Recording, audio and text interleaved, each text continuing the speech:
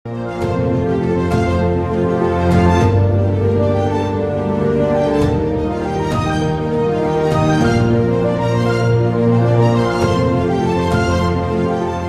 الله الرحمن الرحيم. بيقومان كاتي خۆشەویستە بن لەسەر زەوی لەناو ماڵ و خێزان و گەڕەک و شار و شارۆچکە و میلەتە کە لە ئاسمان خۆشەویست بن، کە لای خوا خۆشەویست بن. خوای پەروەردگار بە جبریل دەڵێ فریشتەکان هەمووتان جار بدەن و بزانن کە من فڵان بەدەم لەسەر زەوی خۆشەوێ، ئەوجا ئێوەش خۆشتان بێ. فریشتەکان خۆشیان وێ تا ئەم خۆشەویستیە دا ئەبەجێ بە سەر زەوی. دۆست، دوشمن، دوور، نزیک بە چەنەها جۆر خۆشەویستی خۆیان بۆ ئەو مامەسایە دەرەبڕن، چونکە خوای گەورە جاری خۆشەویستی بۆ داوە، ئەو جارڕ بەوە ئەبێ ئەو بەندەیە بەگوێی خواکە و ئەمرەکانی خوا جێبەجێکە. بێگومان مامەسایانی ئاینی سەر و چاو و دڵی ئەو میلەتەن، مەکینەی زیینوکردنەوە و ئینعاشی ئەو میلەتەن. ئەگە خۆیان زیندوو بن و ئەگە خۆیان بەو وەحیە و بەو ڕیسالەیە کە هیانە جێبەجێکەن و خیانەتی لێ نەکەن، بێگومان ئەبنە هەموو شتێکی میلەتەکە، ئەبنە قیادەی فکری ڕۆحی معنەوی ئەو میلەتە. بێگومان برایەتی بەشێکە لە دینەکەیان، بەشێکە لە پەیامی پێغەمبەریان صلی الله عليه وسلم. لەبەر ئەوە ئەبێ بەڕاستی بەجددی برابن بۆ یەکتری چرابن. گومان لەوەدانیە کە مامۆستایانی ئاینی ڕۆڵێکی کاریگەر و گرنگیان هەیە لەناو کۆمەڵگاکاندا، لەبەر ئەوەی مامۆستایان ڕێنیشاندەری ئەو خەڵکەن، مامۆستایان پێشەنجی چاکسازی و پاکسازین لەناو کۆمەڵگادا، مامۆستایان منهجی خدای رب العالمین و ئەخلاقی پێغەمبەر صلی الله عليه وسلم بۆ خەڵکە ڕوون دەکەنەوە، هەم لە ڕەوشتی خۆیان و لە ئاکار و لە کردەوەی خۆیان، هەم بە زمان و بە ئامۆژگاریەکانیان. بۆیە مامۆستایان هەردەم ڕێبازی پێغەمبەر صلی الله عليه وسلم بۆ خەڵکی دەوروبەر و بۆ خەڵکی میلەتی خۆیان ڕوون دەکەنەوە و هەر لەبەر ئەوەشە بوونەتە میراثگری پێغەمبەران عەلەیهیم السەڵات وەسەلام. ئەوەی کەوا پێغەمبەران دەیان کرد، ئێستا مامۆستایانی ئاینی ئەو نوخبە ئاینیە، ئەو نوخبە زانایە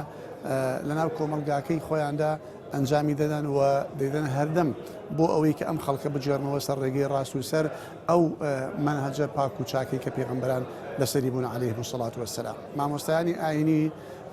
وەکو باسمان کرد بە چەند شێوازێک دەتوانن ئامۆژگاری خەڵکی بکەن، بەڵام کاریگەرترین شێواز ئەوەیە کە بە ڕەوشتی خۆی، بە ئاکاری خۆی، بە ڕەفتاری خۆی زیاتر لە گفتاری خۆی. بۆیە ئەگەر هەر کاتێک بینرا کە مامۆستا ئاکار و ڕەفتار لەگەڵ گفتارەکەی، لەگەڵ قسەکانی، لەگەڵ ئامۆژگاریەکانی تێک دەکاتەوە، ئەو کات زیاتر هەم قسەکانی و هەم ئەوەی کە دەیکا ئەو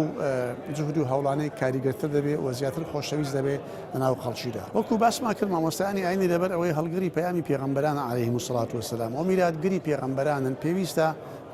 ئەوانش بە هەمان شێوە لە خەڵکی خۆیان باشتر بن. ئەگەر ئەوان بۆ خۆیان ئامۆژگاری خەڵکی دەکەن، بەڵام ئەگەر بۆ خۆیان لە نێو خۆیاندا وەکو مامۆستایانی ئاینی، وەکو پێشەنجی ئەو میلەتە، ئەگەر ئەوەی دەغڵی لەسەر خۆیان جێبەجێ نەکەن، کەواتە کاریگەری لەسەر خەڵکی دیکەش نابێ. بۆیە ئەم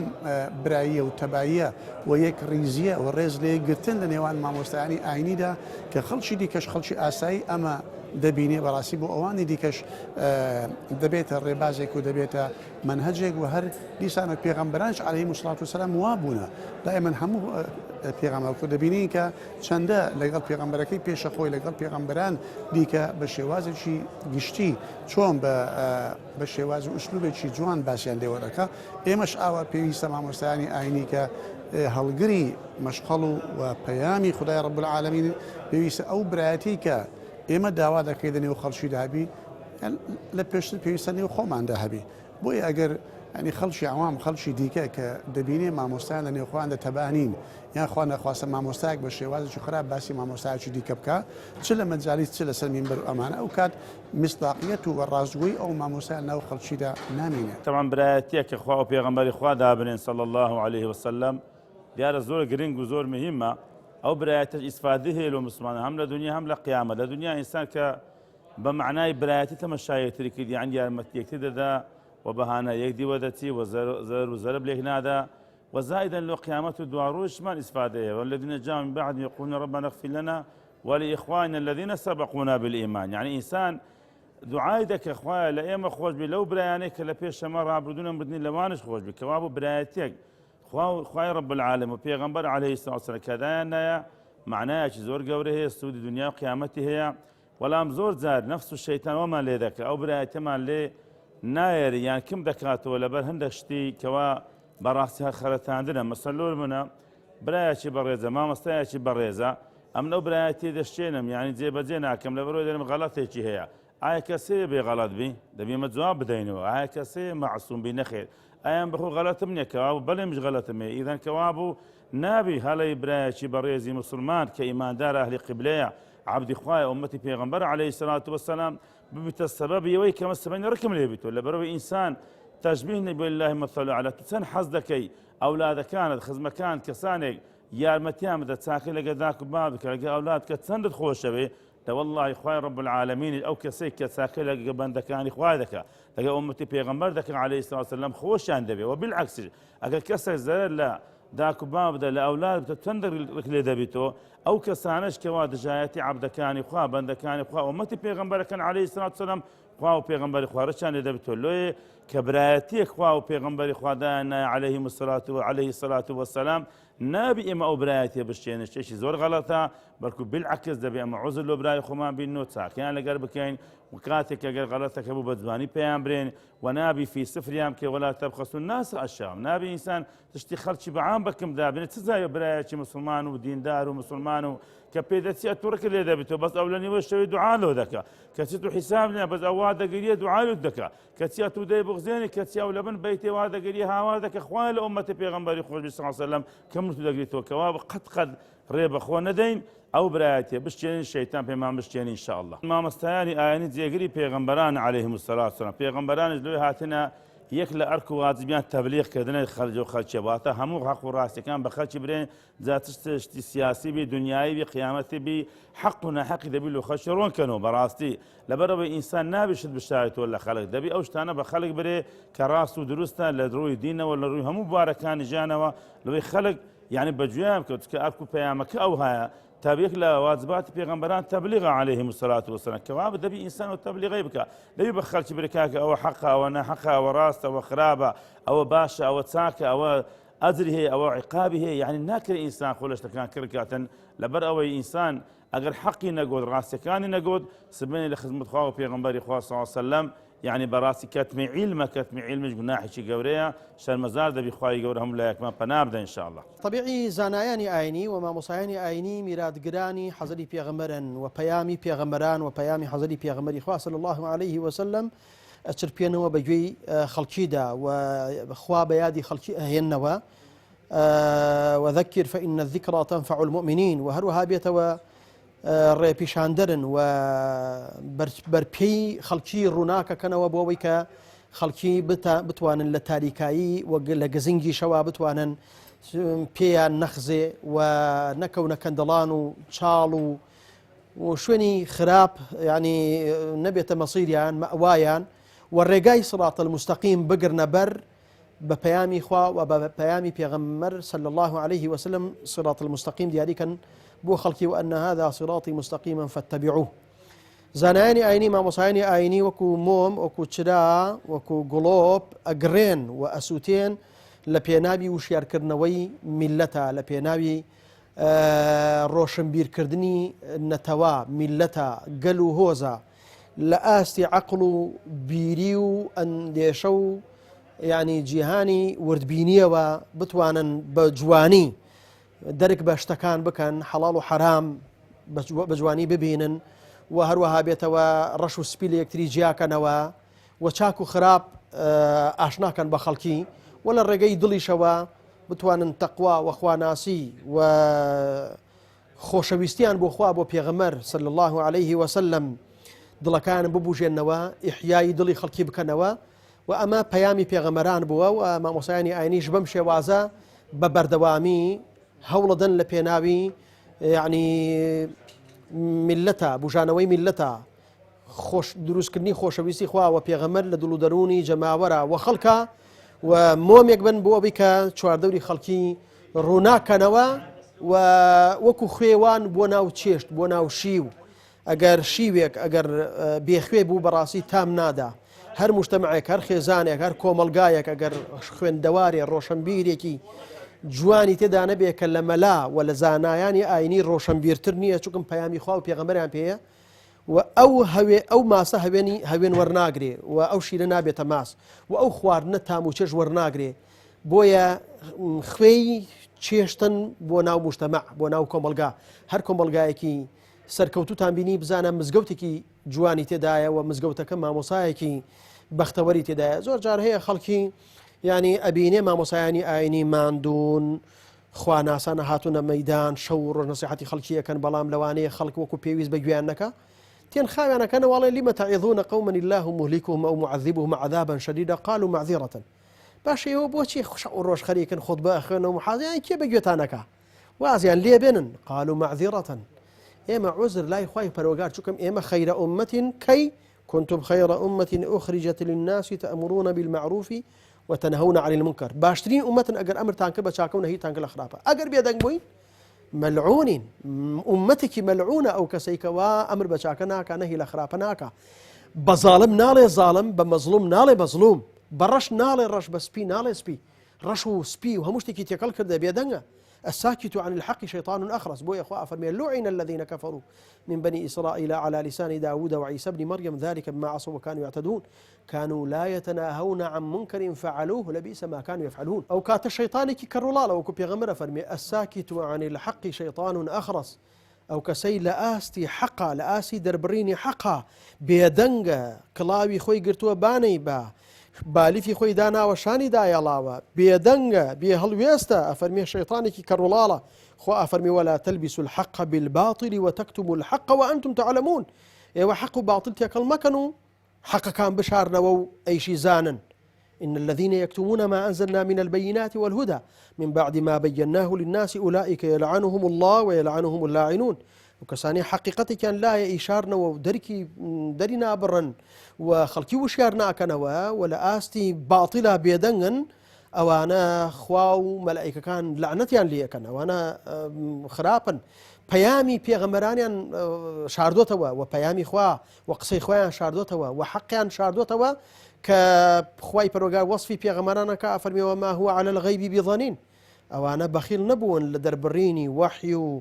دربريني علم وزانس وزانياري وحقيقتها بحلال يوتو حلال بحرام يوتو حرام أمرو بشيليك إستا حلال وحرام أزاني كامي بشيليك رانا مريشكي كي بدري أزاني تو داوتا بيو حلال لبردمتا إخوا برو لي ورقروا بيتنا داتا وبيتا هلق جو دفاع لبشكي خويكا بلا من مطبخة كبردي شانزك ولاندورا كويتو أزاني وحرام ودزيويتي وأقر كويتا تبدواي يكسر بجيدي ليو غاردا راءكا أمرو بشيليك أزاني حلال وحرام كامي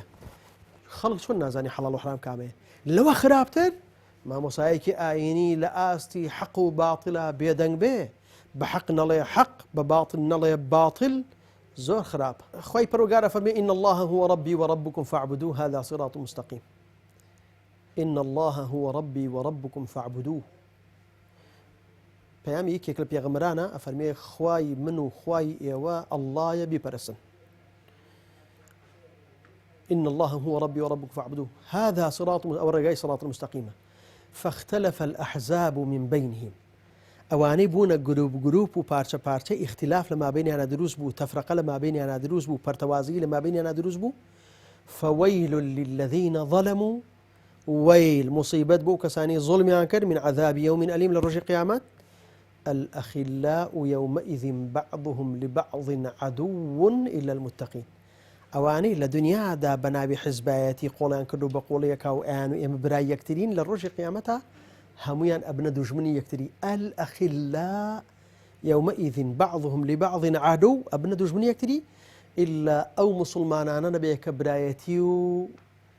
قول كردنيان لبينابي خواب وهيش مصلحتك ترنبو إلا المتقين متقي خواناسا كان أواني لبينابي خوا يكتريان خوشويست لبينابي في غمري خوشويست ما فرمي ثلاث من جمعهن فقد جمع الإيمان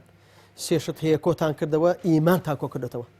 أن يكون الله ورسوله أحب إليه مما سواهما في غمر الله مشتي خوش تربيه وأن يحب المرء لا يحبه إلا لله كسيك خوشويست تنها لبيناوي خوا خوش به أو كساني كلا بيناوي خوا يكتري خوش به هرجيز بشتي يكتري برنادن أو برايتي الراستقينية إيمان بمان كاتبرا نك خوينو غوشت مان كاتبرا من ئەگەر برایەکی دایک و باوکیم هەبێ کافر بێ برای من نییە. قل إن كان آباؤكم وأبناؤكم وإخوانكم وأزواجكم وعشيرتكم وأموال اقترفتموها وتجارة تخشون كسادها ومساكن ترضونها أحب إليكم من الله ورسوله وجهاد في سبيله فتربصوا حتى يأتي الله بأمره إنما المؤمنون إخوة مسلمان براي يكترين فأصلحوا بين أخويكم لما بين إخوتانا بقنجين هرچی گرفتێکی خۆتان بیڕەوێنەوە باکەس پێتان نەزانێ ئەمڕۆ پێویستمان بە برایەتیە هەمیشە بە درێژایی مێژوو شۆڕشی پێغەمبەران و شۆڕشی پێغەمبەر و شۆڕشی ئەسحابی پێغەمبەر و شۆڕشی خولەفای عەباسی و ئەمەوی و شۆڕشی خولەفا سەڵاتینی عوسمانی سەلجۆقی و شۆڕشی مەزنی عوسمانیەکان بە سەبەبی یەکریزی موسڵمانان بووە. کوفر کەزانی ئێمە بە یەکریزین پێمان نابێرێ دەستی کرد بە تەفرەقەی لە ناومانە دروست کرد و پڕتەوازەی لێکردین وەکو شێخ و سەید و مەلاکەی لێکردنی هەر ڕۆژێ یەکێکمان لە یەکێکمان گیرەکە هەر ڕۆژێ یەکێکمان دارکاریەکە ئێمەش پشتمان کردوتە یەکتری باشە وتی شێخێک و سەید و یەک و مەلایەک لە شوێنێکە کابرایەکی زاڵم لە حەدیقەیەکە لە باخچەیەکە وتی هەمە سێ نەفەرن چاری هەرسێکیانم پێ ناکری ئەگەر بێت و بە یەک جار بۆیان بڕۆم سێ نەفەر چاری منەکەن بەڵام ئەگەر پارچە پارچەم کردن پیانە بێرم. وتی سەیدەکەی جیا کردەوە وتی مام سەید باشە ئەوە مەلایە و ئەویشە شێخە قەیدی نییە بەس مام سەید تۆ ئەولادی پێغەمبەری چێکە لە ناو باخ. وتی بە ئیزنی ئێوە با تۆڵی خۆمی لێ بکەمەوە فەلاقەیەکی باشی مام سەیدی کرد باشە ئەو هاتەوە ئیسراحەتێکی بۆ کرد وتی مامۆساگیان تۆ مامۆسای ئێمە و مامۆسای گەورەی بەس ئەمە بزانم ئەمە چێکە ناو باخ قاپی هێشوو ترەی بۆ ئەو دانا و ئەویشی برد وتی چێکە لە ناو باخی منە ئەویشی فەلاقە کرد اینجا هاتەوە ئیسراحەتێکی تری بۆ کرد ئەمجا بەر بۆی گیانی جەناوی مامۆساش ئەویشی فەلاقە کرد. ئەمڕۆ کوفر هێدی